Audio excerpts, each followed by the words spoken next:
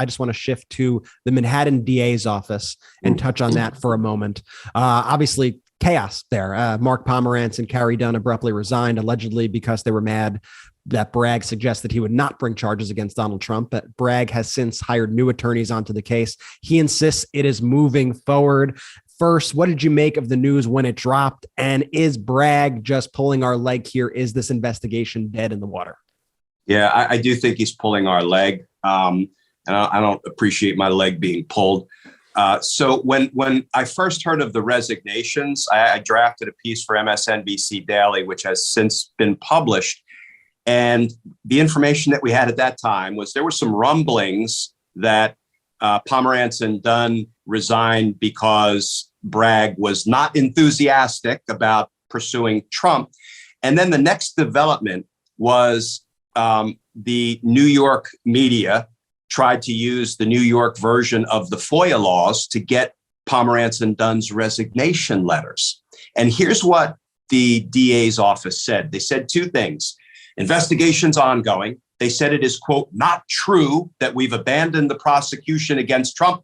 And they said we've appointed a new lead prosecutor in the investigation. But we're not going to release the resignation letters because it would impact our ongoing investigation. Trust us on this. And it contains too much information. At that point, I put pen to paper and I said, that doesn't make sense to me. Yeah. That Pomerantz and Dunn would drop into their resignation letters all sorts of intimate, confidential, investigative detail about the case. I said, I think Bragg is covering up because those letters are probably deeply critical of Bragg's inappropriate decision to kill the case. And then the next thing you know, there's more New York Times reporting coming out that, yeah, you're darn right, it was because Bragg was killing the case. So here's, a lack of action by, whether it's by Bragg or the Department of Justice, to hold political criminals accountable is horrendous. But when it is coupled with a lack of transparency, it is like the death of public confidence in institutions. But Bragg added on top of inaction and a lack of transparency, deception, because that's not why he was refusing, in my opinion, to release those resignation letters. So Bragg is distinguishing himself as the worst of the worst, and we'll see if he can rally.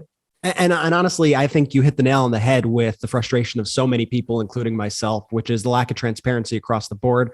I understand that you can't really speak to an ongoing investigation, that's generally policy in these prosecutorial offices. However, when you don't say a word, all it does is creates a vacuum for conspiracies and for anger and for discontent amongst the public. And I recommend the article that you had mentioned, New York Times piece, was a great read. It's called How the Manhattan DA's Investigation into Donald Trump Unraveled.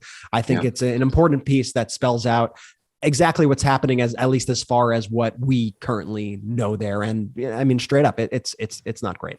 No, it's worse than not great. And maybe this new woman, Suzanne Huffinger, who has been, representing white collar criminals for the last couple of decades, is exactly the right person to come in and head up the Trump prosecution. I'll believe it when I see it.